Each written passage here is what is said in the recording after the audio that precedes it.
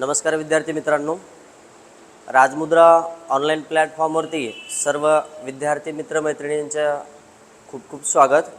आज आपण राज्यसेवेमध्ये झालेला बदल आणि त्याचबरोबर राज्यसेवा मुख्य परीक्षेमध्ये आपल्याला GSचा असणारा एक पेपर म्हणजे विज्ञान आणि तंत्रज्ञान आहे, त्याबद्दल आज आपण त्याबद्दल डिटेल माहिती पाहणार आहोत।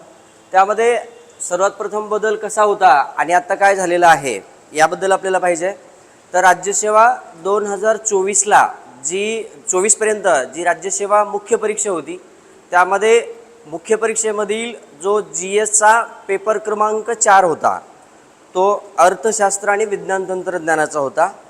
तर आता राज्यसेवेला जो आहे 2025ची जी वर्णनात्मक पद्धतीने होणारी राज्यसेवेची मुख्य परीक्षा आहे, त्या मुख्य परीक्षेमध्ये बदल असा झालेला आहे। राज्यसेवा नवीन बदलानुसार 2025 पासून राज्यसेवा मुख्य परीक्षा ही वर्णनात्मक असून मुख्य परीक्षा पेपर क्रमांक 6 हा त्या पेपरचा क्रमांक आहे। त्याचबरोबर विषय विज्ञान तंत्रज्ञान व अर्थशास्त्र असा आहे। त्यानंतर आपल्याला त्या पेपरचे एकूण गुण 250 मार्क आहेत। वेळ हा 3 तासाचा आहे आणि त्या विषयाचा म्हणजे GS पेपर जो मेन्स आहे पेपर क्रमांक 6चा त्याचा विषय संख्यातांक हा 1006 आहे। तर मग आता त्याच्यामध्ये आतापर्यंत आयोगाने आपल्याला विज्ञानाबद्दल तंत्रज्ञानाबद्दल जो सिलेबस अभ्यासक्रम दिलेला आहे, तर त्या अभ्यासक्रमामध्ये आपल्याला 6 टॉपिक दिलेले आहेत। तर ते 6 टॉपिक कोणते दिलेले आहेत ते एक आपण पाहणार आहोत।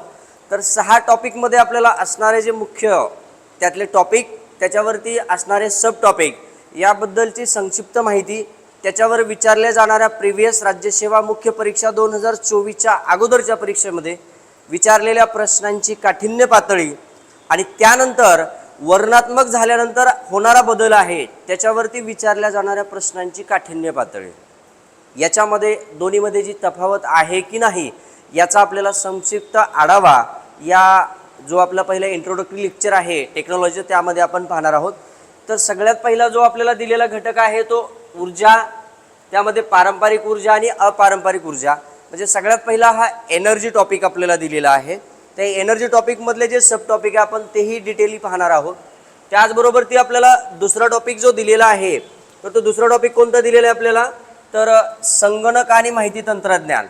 जसे की 2021 पासून संपूर्ण जग हे काय झालं आहे, इंटरनेट मुक्त झालेलं आहे। ज्या पद्धतीनं 2020ला APJ अब्दुल कलाम यांनी 3 विजन ठेवली होती। तर पहिले विजन कोणतं होतं, 2020 पर्यंत भारताची महासत्ता। त्यानंतर दुसरं विजन कोणतं होतं, 2020 पर्यंत भारत हा जगामध्ये अशा प्रकारचा एक देश असेल की त्या देशामध्ये संशोधन विकास म्हणजे रिसर्च अँड डेव्हलपमेंट आणि विद्यापीठाची स्थापना झालेली असेल। त्यानंतर तिसरा जो असा होता की देशाच्या कानाकोपऱ्यामध्ये हाय स्पीड इंटरनेट सेवा पोहोचवण्यासाठी जी पावलं उचलली होती तर ते स्वप्न पूर्ण करणे, ही 3 विजन होती। त्याचप्रमाणे मग आता संगणक आहे, संगणकामध्ये आपल्याला संगणकाचे प्रकार पाहिजे, संगणकाबद्दलची हिस्ट्री पाहिजे, त्यानंतर कोणता संगणक हा जगामध्ये प्रथम क्रमांकावरती आहे, भारतातील कोणता आहे आणि त्यांची आपल्याला 1 ते 3 मधली यादी कोणती आहे, टॉपमध्ये कोणते आहेत आणि शेवटच्या 3 नंबरमध्ये क्रमांकामध्ये कोणते आहेत, हे आपल्याला दोन्ही पाहिजे। त्यानंतर दुसरा आहे अंतराळ आणि तंत्रज्ञान। मग अंतराळ आणि तंत्रज्ञान हा आपला झाला तिसरा टॉपिक। त्याच्यानंतर आपल्याला चौथा टॉपिक आहे जैव तंत्रज्ञान। त्यानंतर आपला 5वा टॉपिक आहे भारताचे आण्विक धोरण आणि आपला 6वा टॉपिक आहे आपत्ती व्यवस्थापन, ज्याला आपण डायस्टर अँड डायस्टर मॅनेजमेंट असं म्हणतो। मग आता आपल्याला या टॉपिकमध्ये जी मुख्य दिलेली आपली ही 5 ते 6 टॉपिक आहेत, या 6 टॉपिकचा आपल्याला सब टॉपिकच्या द्वारे अभ्यास कशा पद्धतीने करायचा आहे, त्याच्यामध्ये कोणकोणते घटक आहेत हे आपण त्याच्यामध्ये डिटेली पाहणार आणि इन शॉर्ट एक्सप्लेन करणार। त्यामुळे आपल्याला नेक्स्ट आता एक एक टॉपिक पाहू। आपण सर्वात पहिला पाहणार आहोत आपण ऊर्जा। मग ऊर्जेमध्ये कोणकोणते घटक आपल्याला अभ्यासायचे आहेत, आयोगाने कोणकोणते घटक आपल्याला विचारून झालेले आहेत आणि त्यावरती प्रिव्हियस इयरला परीक्षेला प्रश्न विचारताना कोणत्या व्ह्यूने विचारलेला आहे, त्याची काठिण्य पातळी कशी आहे ती आपल्याला पाहिजे। तर आता आपण सर्वात पहिला ऊर्जा हा टॉपिक पाहणार।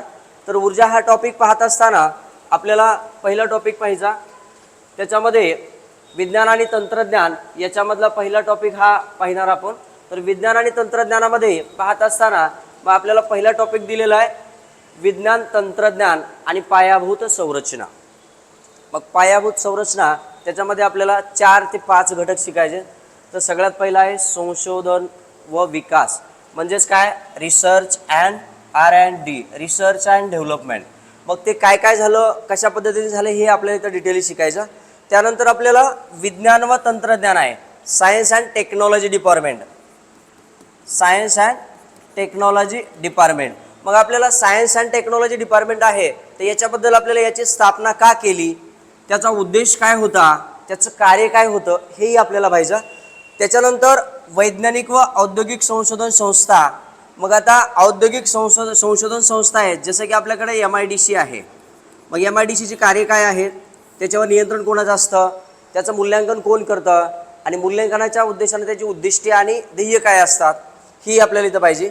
त्यानंतर नेक्स्ट आहे ICAR, म्हणजे भारतीय कृषी संशोधन परिषद. त्यालाच आपण Indian council of agriculture research असं म्हणतो. त्यालाच आपण मराठीमध्ये भारतीय कृषी संशोधन परिषद म्हणतो. आणि नेक्स्टची जी आहे ICMAR, ज्याला आपण भारतीय वैद्यकीय संशोधन परिषद म्हणतो, म्हणजेच Indian council of medical research. मग आता याची स्थापना कधी झाली, स्थापनेमागचा उद्देश काय होता, हेतू काय होता, आणि स्थापनेचा पुढाकार कोणी घेतला आणि कशासाठी घेतला. मग आता संशोधन आणि विकास, रिसर्च अँड डेव्हलपमेंट आहे, त्याबद्दलचं काय कार्य आहे. तसंच नेक्स्ट आपल्याला विज्ञान आणि तंत्रज्ञान आहे, सायन्स अँड टेक्नॉलॉजी डिपार्टमेंटची स्थापना आहे. मग सायन्स अँड टेक्नॉलॉजी डिपार्टमेंटची स्थापना जी आहे, तर ती 1971ला स्थापना झाली. त्याचं कार्य काय आहे, विज्ञान व तंत्रज्ञान विषयक धोरणात्मक निवेदन करणे आणि रिसर्च अँड डेव्हलपमेंट ज्या करणाऱ्या संस्था आहेत त्यांना काय करणे बरं, अनुदानाची व्यवस्था करणे. मग आपल्याला या पद्धतीनं जसे की रिसर्च अँड डेव्हलपमेंट करणाऱ्या ज्या काय संस्था आहेत त्यांना अनुदानाची व्यवस्था करणे. 1971ला त्याची स्थापना झाली. विज्ञान तंत्रज्ञान विषयक धोरण आणि निवेदन करणं, हे झालं सायन्स अँड टेक्नॉलॉजी डिपार्टमेंटचं कार्य. त्यानंतर आपण पाहणार भारतीय कृषी संशोधन परिषद, म्हणजे Indian council of agriculture research, ज्याचं की हेडक्वार्टर नवी दिल्ली आहे. मग नवी दिल्ली आहे, त्याची स्थापना कधी झाली बरं, तर इंडियन कौन्सिल ऑफ ॲग्रिकल्चर रिसर्चची स्थापना झाली 19 जुलै 1929ला झाली. मग आता ही जी पातळी, ही जी ICAR ही संस्था आहे, ही देश पातळीवरती कार्य करते. कशावर कार्य करते, देश पातळीवरती. मग तसेच आपल्या महाराष्ट्रामध्ये एक देखील आहे, तर महाराष्ट्रामध्ये कोणती आहे, MCAR, म्हणजेच काय, Maharashtra council of agriculture research, ज्याची की स्थापना 1981ला झालेली आहे. कधी झालेली आहे, 1981ला झालेली आहे. मग त्या MCARच्या अंतर्गत महाराष्ट्रामध्ये जसे की आपल्याकडे 4 कृषी विद्यापीठ आहे. महात्मा फुले कृषी विद्यापीठ आहे, महात्मा फुले कृषी विद्यापीठ राहुरी आहे, मराठवाडा कृषी विद्यापीठ परभणी, ज्याचं की नाव आता वसंतराव नाईक मराठवाडा कृषी विद्यापीठ परभणी असं केलं आहे. त्यानंतर दापोलीचं आहे. त्याच्यानंतर आपल्याला जे आहे कोकण कृषी विद्यापीठ आहे. ही महाराष्ट्रातले 4 आहे. मग त्याच्यामध्ये काय, शेतीविषयक असेल, त्याचबरोबर नवीन अन्नधान्य असेल, किंवा संकरित बियांची निर्मिती असेल, संकरित जनावरांची पैदास असेल, संकरित फळांच्या बियांची निर्मिती असेल, शेतकऱ्यांना शेतीपूरक असं समुपदेशन करणे, हा त्यामागचा उद्देश असेल, ती आपल्याला इथे पाहिजे.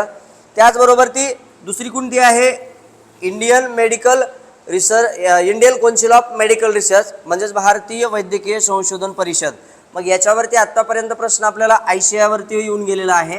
त्याचबरोबर ती आपल्याला विज्ञान तंत्रज्ञानावरती सुद्धा डीपली अभ्यास करत असताना लक्ष द्यायचं आहे, कारण त्याच्यावरती सुद्धा प्रश्न येऊ शकतो. कारण या विज्ञान आणि तंत्रज्ञानामध्ये पायाभूत ज्या संरचना आहेत त्याच्यामध्ये या 4 घटकांचा समावेश होतो. पहिला आहे संशोधन व विकास, म्हणजेच रिसर्च अँड डेव्हलपमेंट. दुसरा सायन्स अँड टेक्नॉलॉजी डिपार्टमेंट, म्हणजे विज्ञान आणि तंत्रज्ञान विभाग आहे. त्याच्यानंतर तिसरा घटक आहे वैज्ञानिक व औद्योगिक संशोधन संस्था.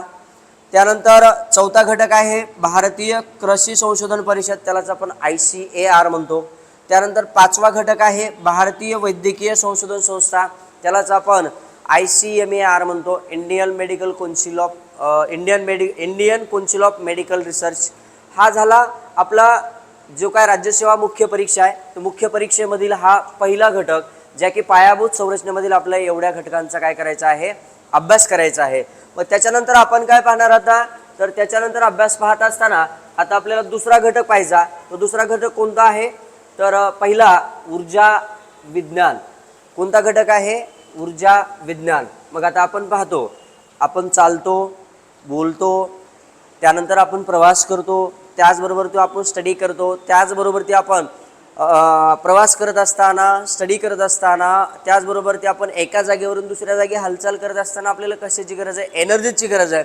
तसेच आपल्याला एनर्जीचे प्रकार आहेत, त्या एनर्जीच्या प्रकारावरती आपल्याला प्रश्न विचारले जातात. मग एनर्जीवरती विचारले जाणारे प्रश्न कोणते आणि त्या संबंधीचे कोणते घटक आहेत ते आपल्याला इथं अभ्यासायचे आहेत. मग आता सगळ्यात पहिला घटक जो आहे तर ऊर्जा स्त्रोतांचे वर्गीकरण. मग आता ऊर्जा स्त्रोतांचे वर्गीकरण मग सोर्स ऑफ एनर्जी. काय सोर्स ऑफ एनर्जी आहे तर सोर्स ऑफ एनर्जी म्हणजे आपल्याला कोणकोणत्या सोर्समधून, कोणकोणत्या माध्यमातून आपल्याला ऊर्जा प्राप्त करता येते किंवा ऊर्जा प्राप्त करून घेता येते ते आपल्याला पाहायचं. मग त्यामध्ये प्राथमिक व द्वितीय स्रोत आहे, म्हणजे प्राथमिक आणि द्वितीयक ऊर्जा आहे. त्यानंतर व्यापारी आणि अव्यापारी ऊर्जा आहे. त्यानंतर परंपरागत आणि अपरंपरागत ऊर्जा आहे. त्यानंतर नवीकरणीय आणि अनवीकरणीय ऊर्जा आहे. त्यानंतर भारतीय वैद्यकीय संशोधन परिषद आहे याच्यावरती रिसर्च करणारी. मग पारंपरिक ऊर्जा स्रोत आहे, तर पारंपरिक ऊर्जा स्रोतामध्ये आपल्याकडे दगडी कोळसा आहे, त्यानंतर पेट्रोलियम आहे, त्यानंतर नैसर्गिक वायू आहे. म्हणजे आपल्याला एनर्जी मिळत असताना आपल्याला जी एनर्जी मिळते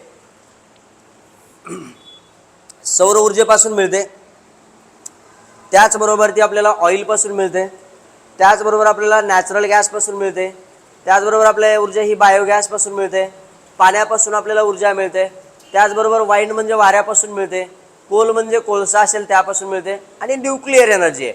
मग ही याचा आपल्याला अभ्यास करत असताना ती ऊर्जेचं प्रमाण महाराष्ट्रामध्ये किती प्रमाणात ती ऊर्जा प्राप्त होते, त्याचबरोबर महाराष्ट्रातील प्राप्त ऊर्जेचा आणि ऊर्जा घटक साधनांचा निर्मिती आणि साठा भारताच्या तुलनेमध्ये किती आहे, म्हणजे राज्याच्या क्रमवारीत कितवा क्रमांक लागतो आणि भारताची जी काही ऊर्जा प्राप्त आणि ऊर्जाचे जे साधन आहे त्यांचा एकत्रीकरण, भारताचा जो जगाशी तुलना आहे ती आपल्याला विचारत लक्षात घ्यायची आहे. आपल्याला त्याच्यावरती देखील प्रथम, द्वितीय आणि तृतीय क्रमांक किंवा ठिकाणं देखील आपल्याला विचारली जाऊ शकतात.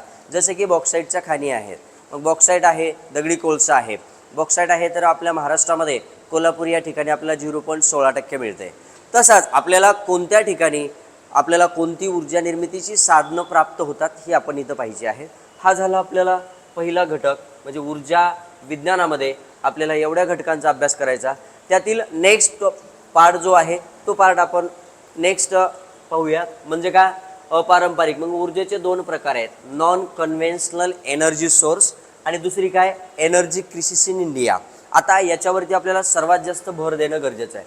का भर देणं गरजेचं आहे की भारतासमोरील ऊर्जेची संकट काय आहेत, काय भारतासमोरील ऊर्जेची संकट काय आहेत. मग भारताला ऊर्जेच्या संकटाचा सामना का करावा लागतो, मग त्याच्यामध्ये काही भौगोलिक कारणे आहेत, ते भौगोलिक राजकारण आहे, त्याचबरोबर ती कोविड महामारीची काही कारणं आहेत. कारण की कोविड महामारीमुळे देशात नव्हे तर अनेक राज्यामध्ये जिथं ऊर्जा निर्मितीची साधनं आणि खाणी असतील किंवा ऊर्जा निर्मितीची साधनं आहेत त्या ठिकाणी त्याची कमतरता किंवा तुटवडा भासलेला आहे. त्यामुळे इंधन वाढ न होता इंधनात घट झाल्यामुळे किमतीत वाढ झालेली आहे, तेही आपल्याला पाहिजे. मग संकटाची कारणं काय, भारताची कारणे काय आहेत, त्याचबरोबर भारतातील ऊर्जा संकटाची कारणे आपण पाहिली आणि ते संकट निर्माण होण्याची कारणं काय आहेत ते पण आपल्याला पाहिजे. त्याचबरोबर ती ऊर्जा संकट सोडवण्याचा उपाययोजना काय आहेत याचं पण आपल्याला इथं लक्ष द्यायचं. मग त्याच्यामध्ये आपल्याला जसं की आपण आता पाहत असताना की ऊर्जा निर्मिती आहे, मग जसं इलेक्ट्रिसिटीचा वापर कमी करून सोलरचा वापर करणे याच्याकडेही आपण काय दिलेलं आहे, भर दिलेला आहे. त्याचप्रमाणे मग आता इथं आपला नॉन कन्व्हेन्शनल आहे म्हणजे सौर ऊर्जा. मग आता सौर ऊर्जेतून आपल्याला सर्वात जास्त ऊर्जा प्राप्त होते का, मग महाराष्ट्रातील सौर ऊर्जेचा पहिला प्रकल्प कुठला आहे, तर त्याचबरोबर ती महाराष्ट्रातील खालीलपैकी कोणते ट्रस्ट याच्यावर सौर ऊर्जेवरती आहे की औष्णिक ऊर्जेवरती आहे की त्याचबरोबर ती आपल्याला सागरी ऊर्जेवरती आहे की भूऔष्णिक ऊर्जेवरती आहे. मग आपल्याला सौर ऊर्जा असेल, त्यानंतर सौर औष्णिक ऊर्जा असेल, त्यानंतर सौर ऊर्जेपासून वीज निर्मिती झाल्याचं प्रमाण किती व्होल्ट तयार होते ते पाहायचं आहे. त्याचबरोबर सोलर गॅजेट म्हणजे काय, त्यानंतर पवन ऊर्जा, त्याचबरोबर ती आपल्याला सागरी ऊर्जा म्हणजे ओशन एनर्जी असेल, त्यानंतर आपल्याला सागरी ऊर्जेचं तंत्रज्ञान, ती ऊर्जा प्राप्त करण्यासाठी कोणत्या टेक्नॉलॉजीचा वापर केला जातो त्याचा पण आपल्याला अभ्यास करायचा आहे. त्यानंतर भूऔष्णिक ऊर्जा आहे. त्यानंतर बायोगॅस स्लरी पासून तयार होणारी ऊर्जा आहे. बायोडिझेल प्लांट कोणते आहेत, बायोडिझेल प्लांट आपल्याला पाठ असणं गरजेचं आहे. ते प्लांट कोणते तेही आपल्याला इथं पाहायचं आहे. आणि बायो इथेनॉल आहे. तर मग आपल्याला याचा अभ्यास करत असताना नॉन कन्व्हेन्शनल एनर्जीमध्ये त्याचे सोर्स काय आहेत, त्याचा क्रमांक कुठला आहे, त्यानंतर सर्वात प्रकल्प हा कुठे स्थित झाला किंवा त्याची स्थापना झाली, त्यानंतर त्यांना सहाय्य कोण करतं, जसं की आपल्याला रस्ते व विकास महामंडळ असेल, यांना NABARD national bank for agriculture research development आहे. रस्ते आणि रस्ते विकासाच्या महामार्गासाठी असेल तर त्यांना आर्थिक मदत करते. तसंच आपल्याला इथं याच्यावरती या प्रकल्पाची अभ्यास करत असताना या एनर्जीच्या माध्यमातून आपल्याला प्रथम क्रमांक, द्वितीय क्रमांक आणि यांची स्थापना आणि सर्वात पहिला प्रकल्प आणि सर्वाधिक ऊर्जा मिळवून देणारा प्रकल्प कुठे आहे याची आपल्याला यादी तक्त्याच्या स्वरूपामध्ये आपल्याला काय करायची, पाठांतर ठेवावे लागेल. त्याच्यानंतर आपल्याला जसं की भारतासमोरील ऊर्जेची संकट असतील आणि भारतामध्ये ऊर्जा संकट उद्भवण्याची कारणं काय असतील, तसेच जागतिक ऊर्जेची संकट पण काय आहेत ही पण आपल्याला अभ्यासावी लागतील. ती पण तेवढीच महत्त्वाची आहेत की जागतिक ऊर्जा संकट उद्भवण्याचं कारण काय आहे आणि जागतिक ऊर्जा संकट उद्भवलेले त्याची कारणे काय आहेत आणि त्याच्यावरती उपाययोजना काय आहेत, या दोन्हींचा आपल्याला एकत्रित अभ्यास करायचा, इंडिया आणि वर्ल्ड या दोन्ही बनचा. त्यानंतर आपल्याला हा झाला पहिला ऊर्जा विज्ञानामध्ये, म्हणजे आपण एनर्जी सायन्समध्ये आपण एवढ्या टॉपिक सब टॉपिकचा अभ्यास करणार आहोत. त्यानंतर आपला त्यामधलाच दुसरा टॉपिक जो आहे एनर्जीमधला तो आपल्याला पाहायचा. तर दुसरा टॉपिक पाहत असताना त्यामध्ये आपल्याला त्याच्याबद्दल म्हणजे सरकारी धोरणे काय आहेत, मग सरकारनी जी काय राज्य सरकारची असतील राज्य सरकारची धोरणं काय आहेत, केंद्र सरकारची धोरणं काय आहेत, एखाद्या स्वायत्त संस्था असतील त्यांची अवलंबलेली धोरणं असतील ती धोरणे काय आहेत याचाही इथं आपल्याला अभ्यास करायचा.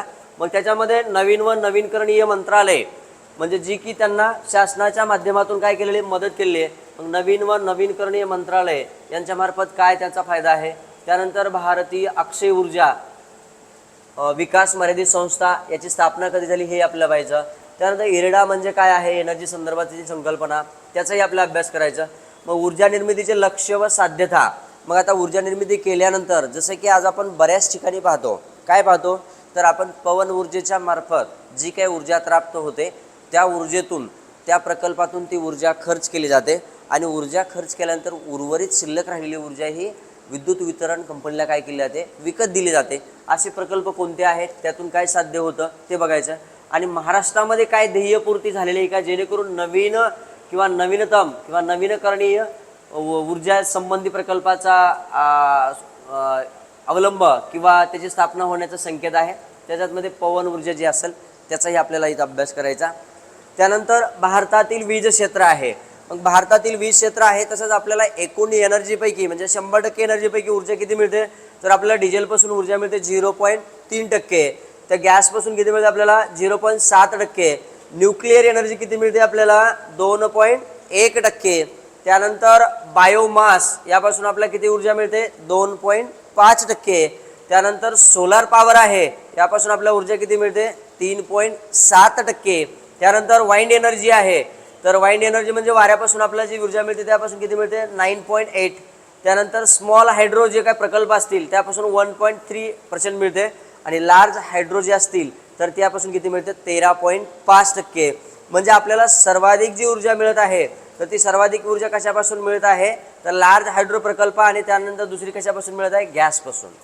मग आपल्याला त्याच्यामध्ये आहे आणि सर्वात प्रथम क्रमांकावरती असणारं कोण आहे, कोल म्हणजे कोळसा. एकूण ऊर्जेपैकी आपल्याला 59.2% ऊर्जा ही कोळशापासून काय होते प्राप्त होते. मग कोळशापासून मिळणाऱ्या ऊर्जेचं भारतातील ऊर्जेचं प्रमाण महाराष्ट्राशी किती आहे किंवा भारताची तुलना जगाशी किती आहे हे देखील आपल्याला लक्षात ठेवणं तितकंच काय आहे महत्त्वाचं आहे. त्यानंतर आपल्याला नेक्स्ट पाहायचं आहे.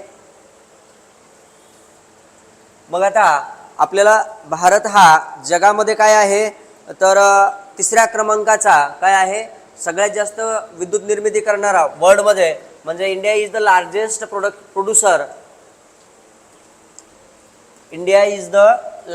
Producer of electricity in the world.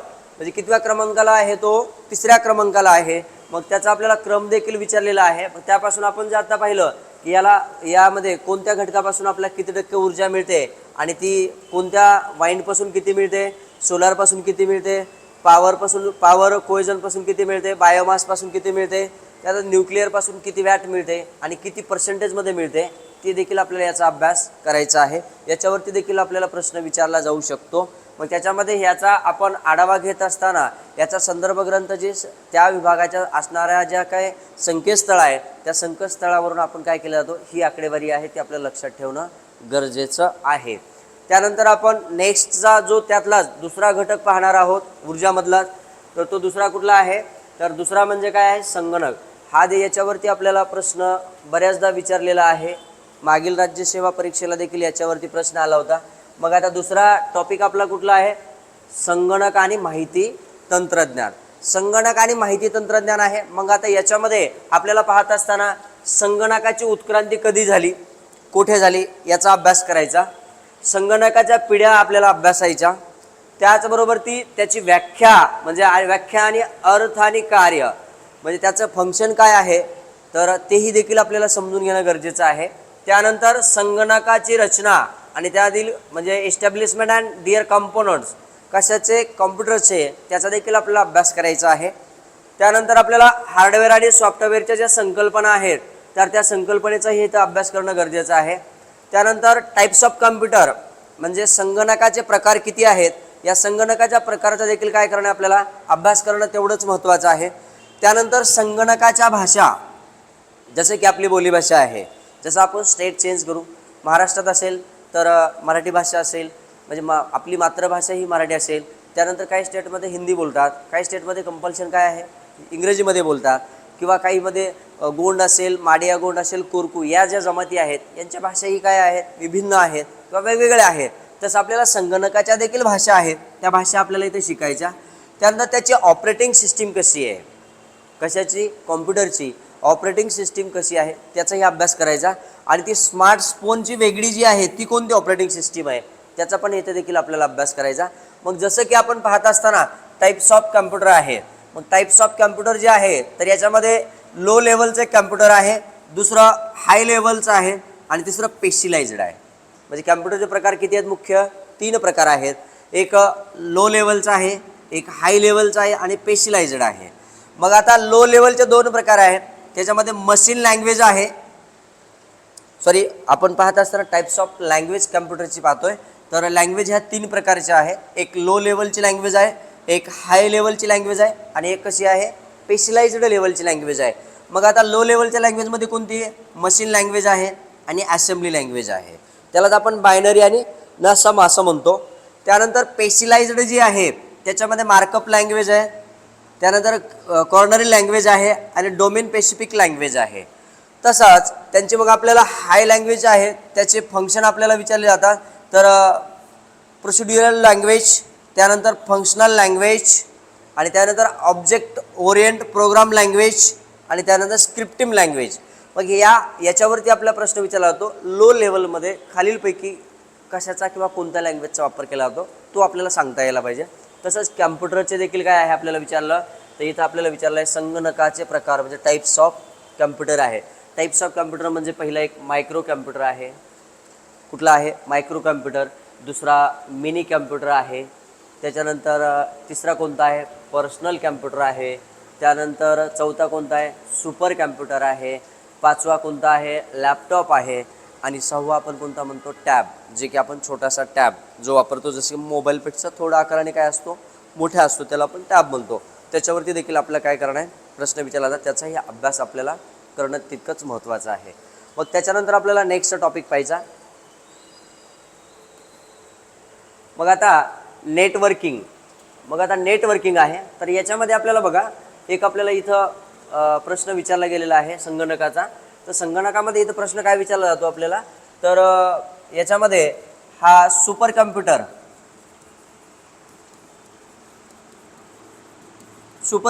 जो आहे तर तो कोणता आहे आणि जगातील सर्वात सुपर कम्प्युटर कोणता आहे. मग आपल्याला हा विचारला जातो. तर आपल्याला तो विचारल्यानंतर जगातील भारतातील पहिला सुपर कम्प्युटर कोणता आहे? परम 8000. कोणता आहे? भारतातील कोणता आहे? परम 8000. मग जसं की आता आपल्याला याच्यामध्ये हा परम 8000 विचारलेला आहे, तसंच आपल्याला भारतातील विचारलाय म्हणजे जगातील सुद्धा आपल्याला काय करणं आहे?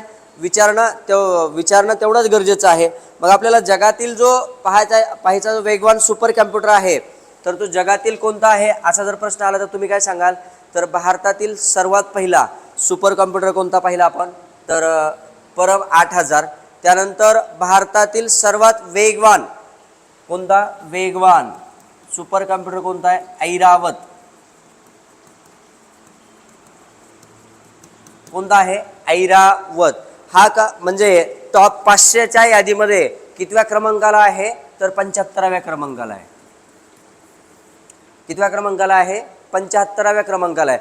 त्यानंतर आपल्याला दुसरा जो आहे याच्यावरती 75व्या क्रमांकाला तर हा ऐरावत तर आहेच, परंतु हा जर याची स्थापित कुठे केला हा जर विचारला तर सीडॅक पुणे म्हणजे corporation for development of advanced community, हा पुणे येथे स्थापित केला. मग आता पहिला आपण भारतातील पहिला सुपर कम्प्युटर कुठला? परम 8000. त्यानंतर भारतातील सर्वात वेगवान कोणता आहे? ऐरावत. तर तो सीडॅकनं स्थापित केला. त्यानंतर तो कितव्या क्रमांकाला? टॉप 500च्या यादीमध्ये 75व्या क्रमांकाला आहे. आणि त्यानंतर जगातील सर्वात वेगवान जर आपल्याला संगणक विचारलं, जगातील सर्वात वेगवान संगणक आहे तर ते जर विचारलं आपण त्याचं उत्तर काय सांगू बरं? तर तो फ्रंटियर. कुठला आहे? फ्रंटियर. म्हणजे हा फ्रंटियर आहे. तर फ्रंटियरनं कुणाला मागे टाकलं? फुगाकू. कोणता आहे? फुगाकुला. हा फुगाकुला कोणाचा होता? जपानचा. आणि आता जो आहे फ्रंटियर हा कोणाचा आहे? USA चा. मग आपल्याला याच्यावरती देखील हा सुपर कम्प्युटर विचारला जातो, त्याचे यादीतील स्थान विचारलं जातं. म्हणजे आपल्याला भारतातील पहिला सुपर कम्प्युटर म्हटलं तर आपण परम 8000 आहे. त्यानंतर भारतातील सर्वात वेगवान म्हटलं तर ऐरावत आहे. स्थापित कोणा केला? तर सीडॅक पुणे यांनी केला. त्यानंतर आपल्याला नेक्स्ट जर विचारलं जगातील सर्वात सुपरफास्ट किंवा वेगवान संगणक कोणता आहे तर आपण त्याचं उत्तर काय दिलं?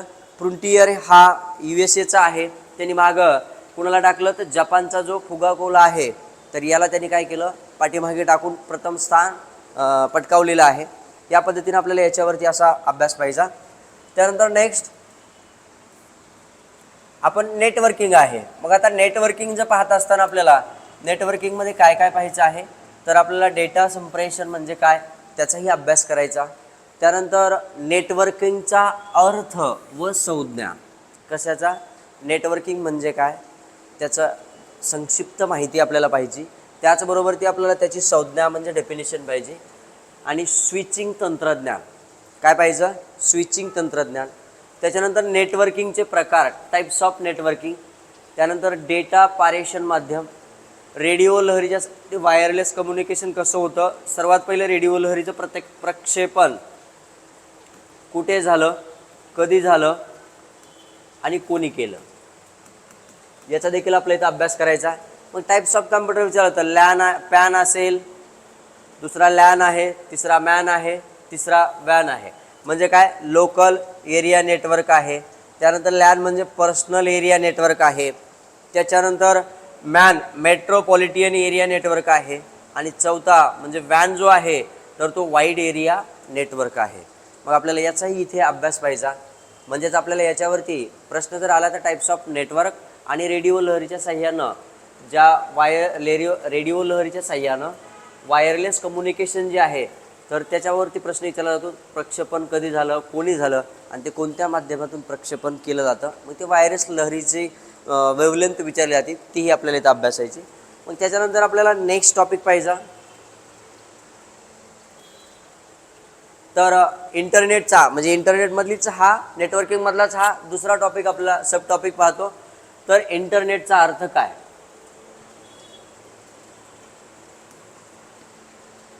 मग आता जसं की 21व्या शतकामध्ये आज सर्व व्यक्तीवरती, म्हणजे ग्रामीण भाग असेल, शहरी भाग असेल, निमशहरी भाग असेल, त्याचबरोबर ती रिसर्च अँड डेव्हलपमेंट म्हणजे संशोधन आणि रिसर्च करणाऱ्या व त्याचा विकास करणाऱ्या ज्या संस्था, याच्यावरती सर्वावरती विज्ञानाचा काय आहे, प्रभाव आहे.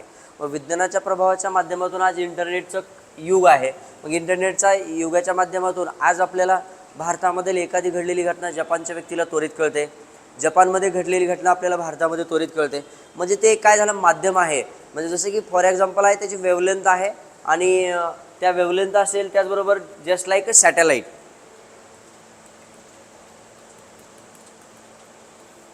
तसंच इंटरनेटचा इतिहास म्हणजे आपण जसं म्हणतो की याचा फेसबुकचा मार्क झुकरबर्ग हा काय विचारला होता आपल्याला, त्याच्यावरती आलेला प्रश्न होता. तसं इंटरनेटचा जनक कोण आहे, त्याचबरोबर इंटरनेटची हिस्ट्री काय आहे, त्याच्यावरती आपला प्रश्न विचारला जाऊ शकतो.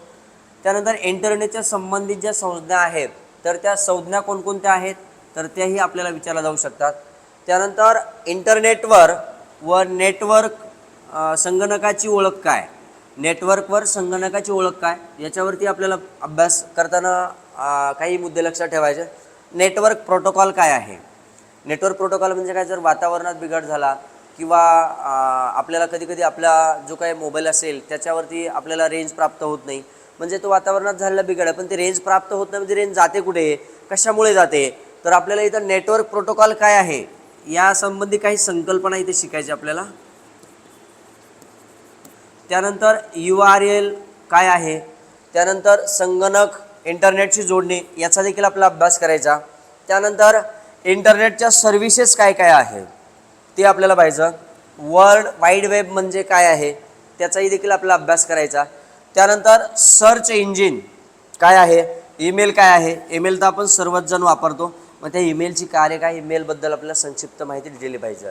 मग आपल्याला इथे इव्हॉल्युशन ऑफ इंटरनेट जी आहे, तर सर्वात पहिलं आहे तर 1969ला काय झालं होतं बरं, तर इंटरनेटवरून एक मॅसेज सेंड झाला होता, फर्स्ट एव्हर इंटरनेट मॅसेज. त्यानंतर 1983ला काय झालं, डोमेन नेम दिलं DNS. त्यानंतर 1979ला काय, 89ला काय झालं, world STD.com commercial provider dial assess केला, म्हणजे कमर्शियलसाठी जो आहे तो जो एक डायल ॲसेस हा त्याच्यामध्ये तयार केला. त्यानंतर 1991ला जे आहे तर the world wide web goes main stream हा तयार केला. त्यानंतर आपल्याला 90 असेल तर 90ला बर्नलेस इव्हेंट हा STML आलं. STML नंतर जसं की STML आहे म्हणजेच BSNL आहे, तर STML आहे. STML म्हणजे काय ते आपल्याला बघायचं. त्यानंतर याचं नाव सिस्को सिप्स इज द फर्स्ट राउटर. हे राउटर कधी आलं तर 1987ला आलं. तर त्याच्यानंतर लॅन म्हणजे लोकल एरिया नेटवर्क कधी आलं तर 1970 ते 1976च्या दशकामध्ये आलं. त्याच्यानंतर आता 2021 पर्यंत जर आपण पाहिलं तर 4.66 बिलियन इंटरनेट युजर्स आहेत अराउंड द ग्लोब. म्हणजे पूर्ण त्याची जर आपण आकडेवारी पाहिली तर 4.66 बिलियन आहे 2021 पर्यंत. याच्यावरती देखील आपल्याला अभ्यास करायचा. त्यानंतर आपल्याला नेक्स्ट टॉपिक, मग आता चौथा टॉपिक त्याच्यामधला आहे तर आपल्याला फक्त ऊर्जा दिलेला आहे, दुसरा संगणक आहे. संगणकामध्ये आपल्याला हा चौथा सब टॉपिक आहे, तर त्याच्यामध्ये वेब होस्टिंग. मग आता वेब होस्टिंग आहे तर आपण वेब होस्टिंगमध्ये आपल्याला कोणकोणते घटक पाहिजे त्याच्यावरती काय विचारलं होतं, तर आपल्याला टाईप्स ऑफ वेब होस्टिंग विचारलं आहे. मग वेब होस्टिंग म्हणजे काय, त्याचबरोबर वेब होस्टिंगचे प्रकार किती आहेत, त्यानंतर डोमेन नेम रजिस्ट्रेशन करताना कोणत्या प्रक्रियेने केलं जातं त्याची प्रक्रिया काय आहे, त्यानंतर डोमेन नेम ID ॲड्रेसशी जोडणे हा देखील आपल्याला इथं काय करणे, समाविष्ट करणे आहे किंवा अभ्यासणं आहे. FTP क्लायंट सॉफ्टवेअर म्हणजे काय आहे आणि फ्री होस्टिंग म्हणजे काय त्याचा पण इथं आपला अभ्यास करायचा. मग आता टाईप्स ऑफ वेब होस्टिंग आहे, तर टाईप्स ऑफ वेब होस्टिंग म्हणजे काय, इथं आहे क्लाउड होस्टिंग आहे, त्यानंतर शेअर्ड होस्टिंग आहे, त्यानंतर VPS होस्टिंग आहे, त्यानंतर डायल होस्टिंग आहे आणि मॅनेज्ड होस्टिंग आहे. मग आणि नेक्स्ट काय आहे, रिसेलर होस्टिंग आहे. मग याचे जे प्रकार आहेत आपल्याला 6 प्रकार, ते प्रकार आपल्याला कसे पाहिजेत तर संक्षिप्त माहितीच्या स्वरूपात डीपली इथं अभ्यासायचे आहे. त्यानंतर आपल्याला नेक्स्ट टॉपिक जो पाहिजे आहे त्यातलाच, तर त्याच्यामध्ये सरकारी पुढाकार काय आहे. मग आता कोणतीही जर गोष्ट असेल त्यामध्ये सरकारच्या काही योजना असतात, सरकारची काही ज्या पद्धतीने आश्वासनं दिली ती पूर्ण करण्यासाठी व कमी वेळेमध्ये जास्तीत जास्त विकास घडवून आणण्यासाठी काय ठरवलेली ध्येयपूर्तीची उद्दिष्टे असतील, ती उद्दिष्टे कोणती त्याचाही आपल्याला इथं अभ्यास करणं गरजेचं आहे. मग आता सरकारी पुढाकारमध्ये आपल्याला काय काय पाहायचं, तर पहिलं आहे मीडिया लॅब एशिया. मग मीडिया लॅब एशिया काय आहे त्याचाही इथं अभ्यास करायचा. MLAची वैशिष्ट्य, भूमिका व संशोधन. त्यानंतर डिजिटल इंडिया आणि डिजिटल इंडिया कॉर्पोरेशन. मग आता डिजिटल इंडिया आणि डिजिटल इंडिया कॉर्पोरेशन, जसे की आपण डिजिटल इंडिया पाहतो, जसे की 2006च्या नंतर जसं की आपण पाहिलं साक्षर, आणि जसं की स्वच्छतेबाबत जर आपण विचारलं तर 2019 हे वर्ष आहे. तसं डिजिटल इंडियानंतर डिजिटल इंडिया कॉर्पोरेशन आलं. मग डिजिटल इंडियाची स्थापना करण्यामागचा उद्देश काय होता, त्याचा फायदा काय होता, त्याचा काही तोटा काय होता आणि त्याची रचना काय होती हे आपल्याला पाहिजे. मग डिजिटल इंडियाचा दृष्टिकोन, ते स्थापन का केलं, त्यामागचा उद्देश काय होता. त्यानंतर डिजिटल इंडिया कार्यक्रमाची व्यवस्थापन संरचना, म्हणजे ते व्यवस्थापन कोणाच्या अंतर्गत होतं, त्यावरती नियंत्रण कोण असतं, त्याची कार्य काय असतात आणि त्या कार्याच्या माध्यमातून पब्लिक प्रायव्हेट असेल, सेक्टर असेल, त्याचबरोबर ती गव्हर्नमेंट स्कीम असतील, त्याच्यामध्ये व्यवस्थापनामध्ये त्यांची बॉडी असेल किंवा व्यवस्थापकीय मंडळ असेल, याचा किती संख्या असते त्याचा अभ्यास करायचा. आणि डिजिटल इंडियाचे 9 स्तंभ. मग डिजिटल इंडियाचे 9 स्तंभ आपल्याला माहीत असणं गरजेचं आहे. मग 9 स्तंभ कुठले आहेत, तर 9 स्तंभ आपल्याला पहिला आहे ब्रॉडबँड हायवे. म्हणजे आपल्याला डिजिटल स्तंभ आहे म्हणजे काय, ब्रॉडबँड हायवे. म्हणजे आपल्याला याच्याबद्दल पहिला झाला ब्रॉडबँड हायवे. दुसरा universal access to mobile connectivity, म्हणजे याच्यात हायवे रस्त्यासाठी म्हणजे महामार्गासाठी. दुसरा आहे मोबाईल. तिसरा पब्लिक इंटरनेट ॲक्सेस प्रोग्राम, म्हणजे हा जनतेसाठी किंवा पब्लिक प्लेस, पब्लिक इंटरनेट. त्यानंतर e governance, reforming government through the technology, म्हणजे तंत्रज्ञानासंबंधी. त्यानंतर E Kranti, electronic delivery of service, म्हणजे ही कशा आहे तर इलेक्ट्रॉनिक क्षेत्रासंबंधी. त्यानंतर इन्फॉर्मेशन फॉर ऑल, म्हणजे इनवर्ल्ड कशाची, या सर्वांची. त्यानंतर इलेक्ट्रॉनिक मॅन्युफॅक्चरिंग टार्गेट, नीट झिरो इम्पोर्ट. त्याच्यानंतर IT फॉर जॉब, म्हणजे IT क्षेत्रासंबंधी. आणि अर्ली हार्वेस्ट प्रोग्राम. हार्वेस्ट म्हणजे असेल याच्यामध्ये तर त्याचं व्यवस्थापन आणि कालखंड या संदर्भात. मग आपल्याला डिजिटल इंडियाचे 9 स्तंभ विचारले जातात. ते 9 स्तंभ आपल्याला लक्षात असणं गरजेचं आहे किंवा पाठांतर असणं गरजेचं आहे. मग आपल्याला त्याच्यामध्ये पहिला जो दिलेला आहे ब्रॉडबँड हायवे, तर तो ब्रॉडबँड हायवे हा डिजिटल इंडियाचा 9वा स्तंभ आहे किंवा पहिला स्तंभ आहे. तर त्याचं कार्य काय आहे, तो कशासाठी आपल्याला स्थापित करण्यात आला, याचा देखील आपला अभ्यास इथं करायचा आहे. त्यानंतर नेक्स्ट टॉपिक. मग आता आपल्याला नेक्स्ट आहे, आज आपण पाहतो इंटरनेटचा जेवढा प्रभाव झालेला आहे, तर तेवढ्या इंटरनेटच्या प्रभावाच्या माध्यमातून आज बालगुन्हेगारी वाढलेली आहे. त्याचबरोबर महिलांवरती अत्याचार वाढलेले आहेत. मग ते गुन्ह्याचे प्रकार कोणते आहेत, मग त्याचबरोबर ते आपल्याला त्या गुन्ह्याच्या प्रकाराबद्दल संक्षिप्त माहिती पाहिजे. मग आता आपल्याला त्याच्यामधला एक घटक आहे, 5वा घटक जो संगणकामधला, तो आपल्याला सायबर सुरक्षा पाहिजे. सायबर सुरक्षा, त्यामध्ये माहिती म्हणजे इन्फॉर्मेशन.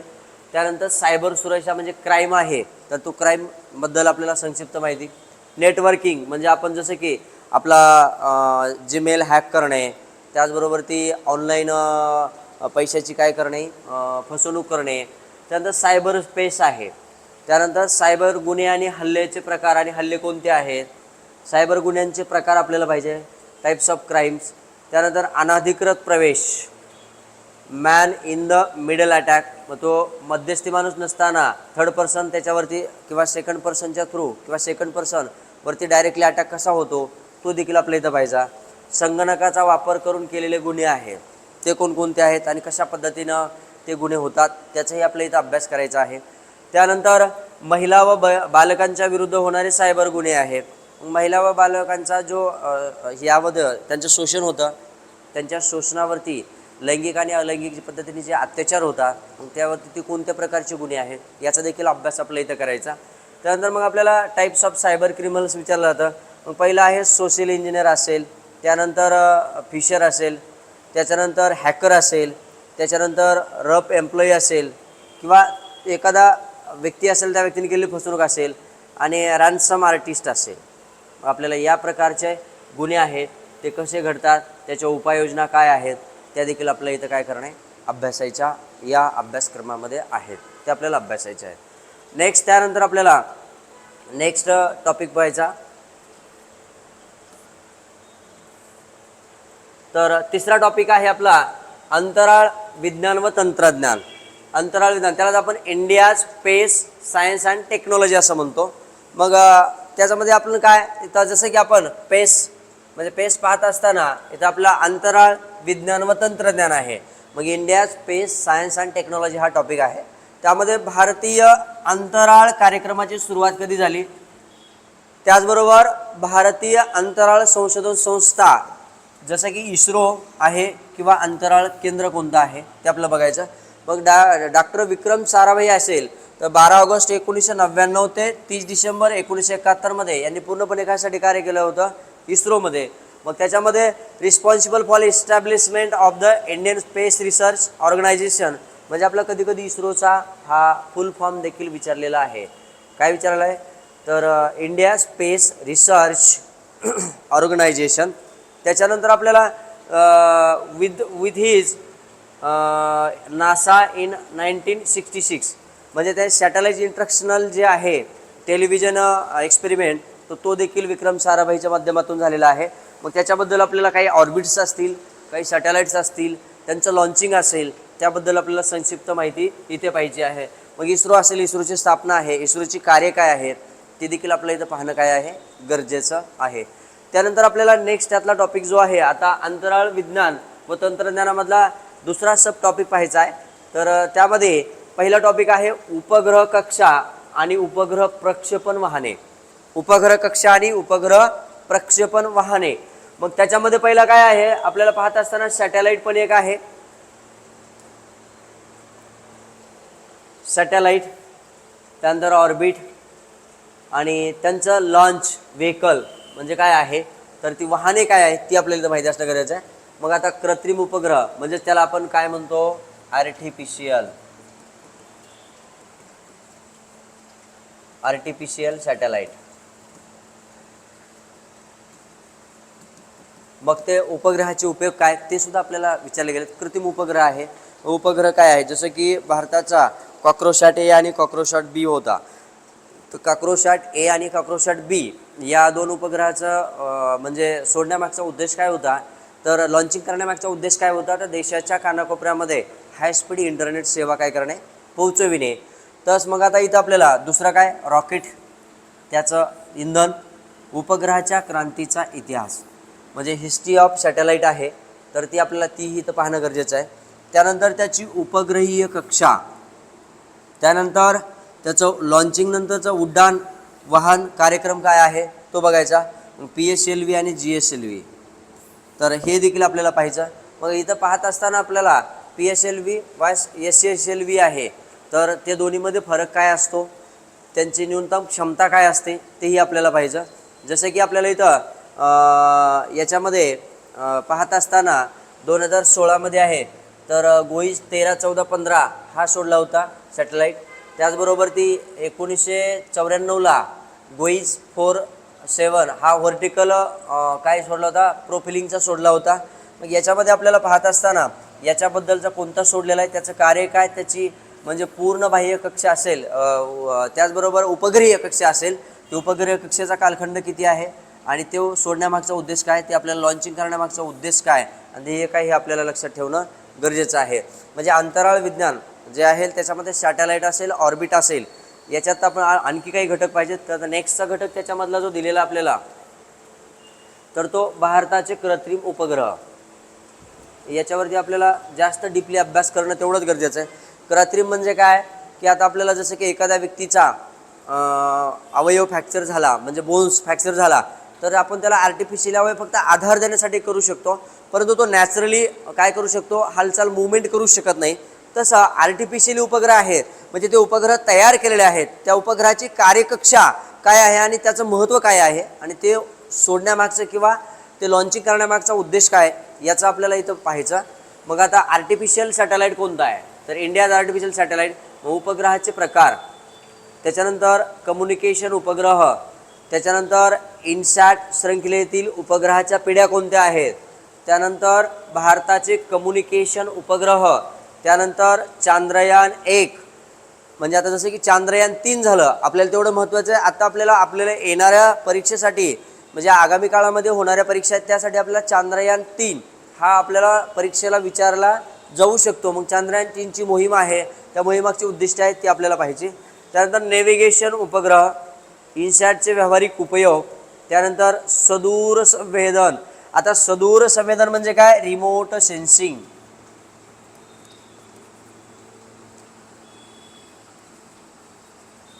सेन्सिंग सॅटेलाइट त्यालाच आपण काय म्हणतो, सुदूर संवेदन. आता सुदूर म्हणजे काय, सुदूर म्हणजे दूरचे काय करणे, दूरचे देखील आपल्याला काय करणे, दूर म्हणजे आपण तिथे पोहोचू शकत नसताना देखील तिथली माहिती आपल्याला स्पष्टपणे प्राप्त करणे, याला थोडक्यात आपण काय म्हणतो, ते रिमोट सेन्सिंग सॅटेलाइट म्हणजे सुदूर संवेदन. बरोबर आहे.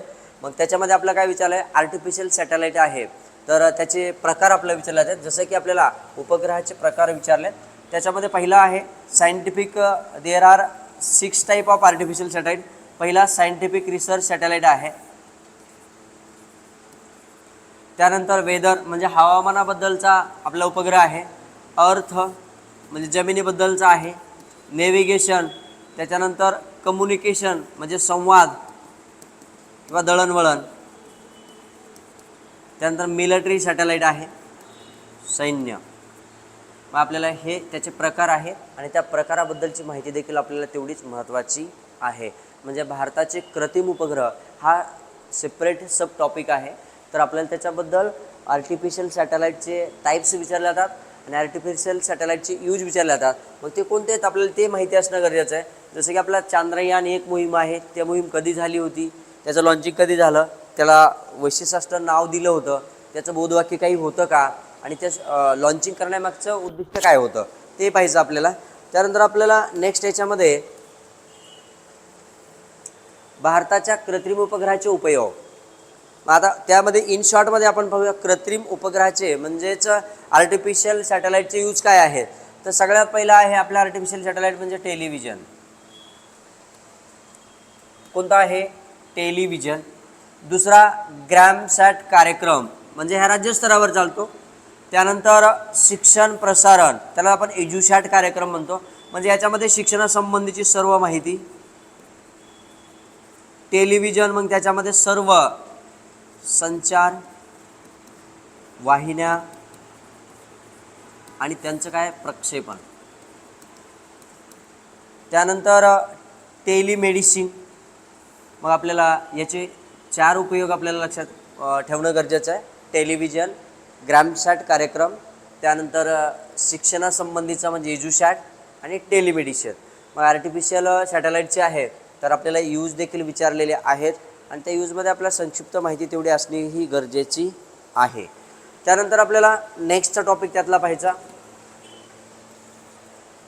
तर सुदूर संवेदन, जी की मी आता रिमोट सेन्सिंग सॅटेलाइट आपण पाहिला. तर सुदूर संवेदन त्याला आपण रिमोट सेन्सिंग सॅटेलाइट म्हणतो. तर रिमोट सेन्सिंग सॅटेलाइट आपण म्हणत असताना मग त्याचे सुदूर संवेदनातील टप्पे काय आहेत त्याचाही आपल्याला इथं अभ्यास करायचा. सुदूर संवेदनाचा उपयोग काय आहे, सुदूर संवेदनाचा उपयोग काय म्हणजे तुम्ही दूरवर असताना देखील तुम्हाला त्या स्थळाची संक्षिप्त माहिती स्पष्टपणे आणि अचूक माहिती प्राप्त करून घेणे, त्यासाठी कसा वापर करतात, सुदूर संवेदनाचा. त्याचबरोबर त्याची भौगोलिक माहिती प्रणाली काय आहे तेही आपल्याला माहिती असणं गरजेचं आहे. त्यानंतर GSIचे उपयोजन म्हणजे याच्यावर नियंत्रण करत असताना GSIचे काही महत्त्व आहे का, GSI काही उपाययोजना करतं का ते देखील आपल्या इथे विचारलं जाऊ शकतं. त्यानंतर आपल्याला नेक्स्ट पाहायचं आहे हा 5वा टॉपिक म्हणजे सब टॉपिक. आपण पाहत असताना पहिला टॉपिक हा पहिला सदूर संवेदन, त्यानंतर दुसरा भारताचे कृत्रिम उपग्रह. भारताचे कृत्रिम उपग्रह झाल्यानंतर पहिला उपग्रह कक्षा आणि उपग्रह प्रक्षेपण वाहने. हा कशाचा टॉपिक होता? अंतराळ विज्ञान व तंत्रज्ञानातला.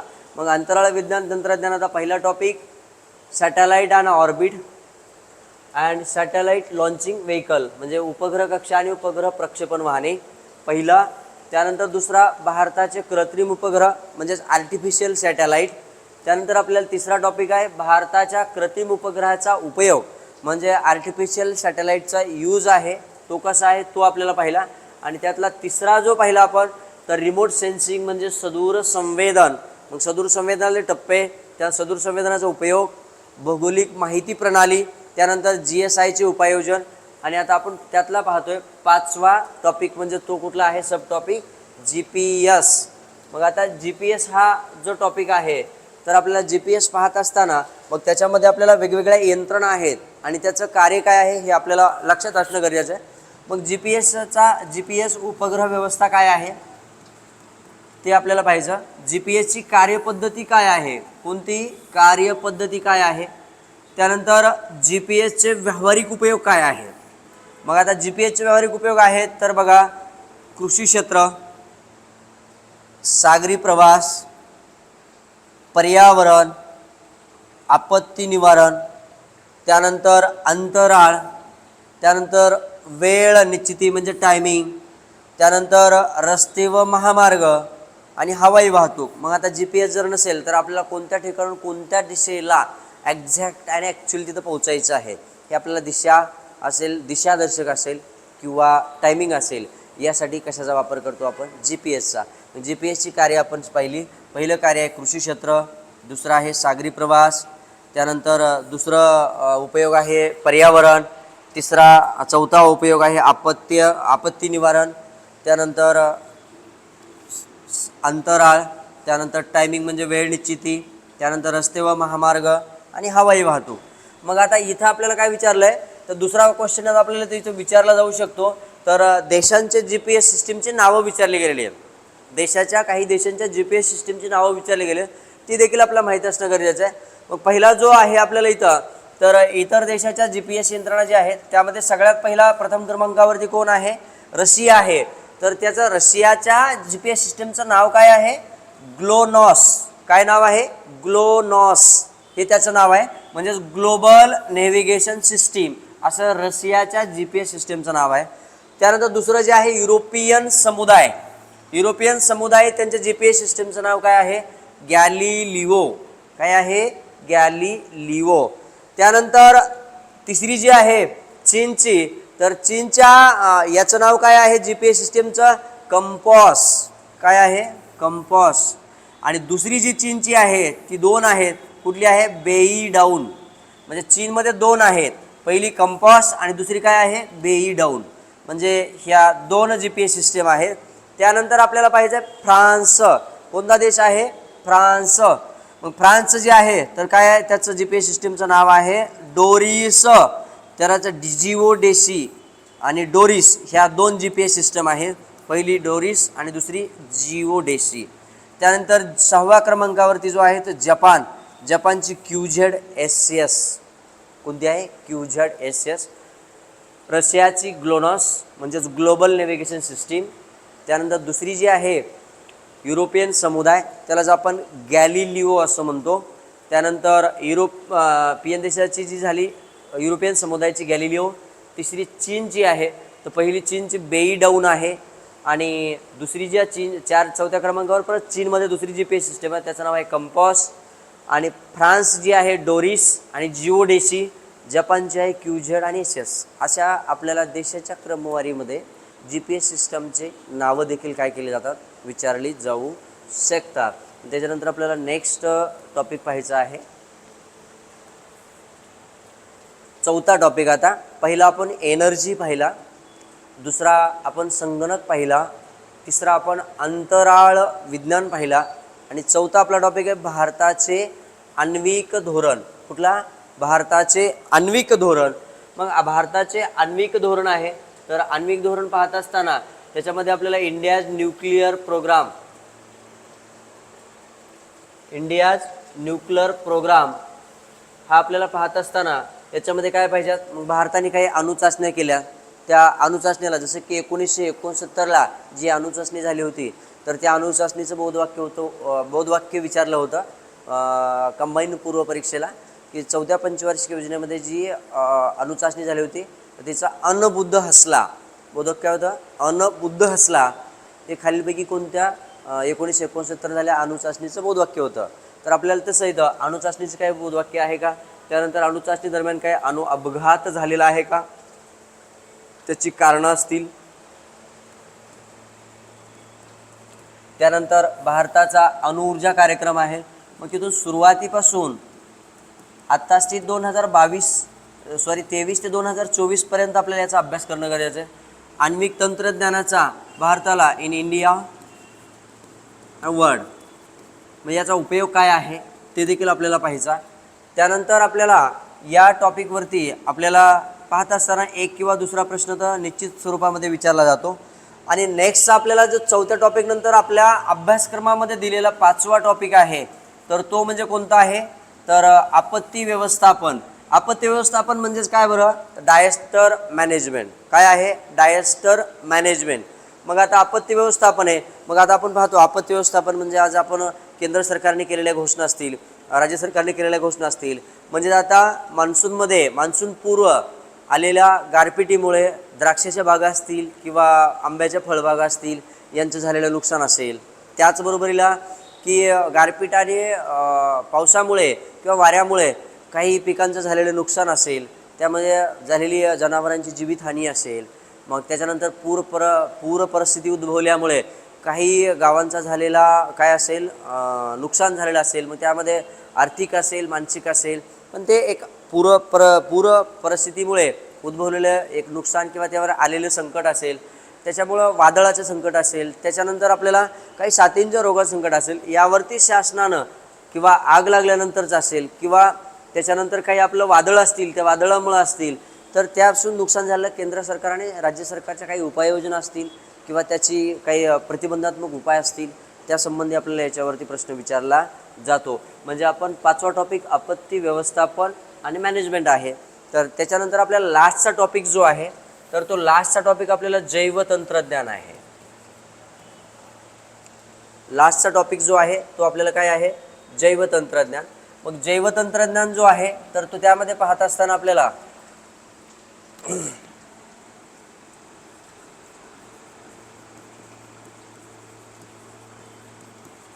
मग जैवतंत्रज्ञान आहे, तर या टॉपिकवरती देखील आपल्याला 8 ते 9 काय आहेत महत्त्वाचे पॉईंट त्यावरती विचारले जाणार आहेत. तर ते जैवतंत्रज्ञान टॉपिक शिकत असताना त्याच्यामध्ये आपल्याला काही पेटंट आहेत तेही आपल्याला पाहिजे आहेत. त्यानंतर आणखी त्याच्याबरोबर ती औद्योगिक काही वनस्पती आणि प्राणी असतील, तर वनस्पती आणि प्राणी संबंधातील काही सब टॉपिक आहे, तर ते टॉपिक देखील आपल्याला टिश्यू आणि सेलच्या माध्यमातून आहेत, ते देखील आपण इथं कव्हर करणार आहोत. त्याचबरोबरीला आपल्याला पाहत असताना दुसरं काय करायचं आहे, तर आपल्याला याच्यामध्ये आपत्ती व्यवस्थापनानंतर जैवतंत्रज्ञान हा टॉपिक पाहिजे. म्हणजे आपण राज्यसेवा 2025ला होणारी जी मुख्य परीक्षा आहे त्याचं स्वरूप हे वर्णनात्मक आहे. माध्यम हे मराठी आणि इंग्रजीमध्ये आहे. आपल्याला 250 मार्काच्या पेपरसाठी वेळ हा कालावधी हा 3 तासाचा आहे.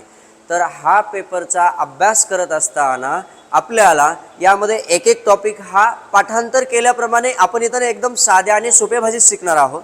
त्यामुळं आपल्याला जर राज्यसेवेचा आणि PSI-ST असेल किंवा कंबाईन पूर्व परीक्षा असेल आणि मुख्य परीक्षा असेल, तर या राज्यसेवा आणि कंबाईन परीक्षेचा जर आपल्याला सिलेबस पाठांतर जर असेल, तर सिलेबस पाठांतर असेल तर राज्यसेवा प्री आणि राज्यसेवा मेन्समध्ये आपण 10 ते 12 प्रश्नांची उत्तरे सहजपणे देऊ शकतो. पण आपण सिलेबस पाठांतर करायचं म्हटल्यानंतर आपल्याला तो एकदाच लक्षात राहू शकणार नाही आहे.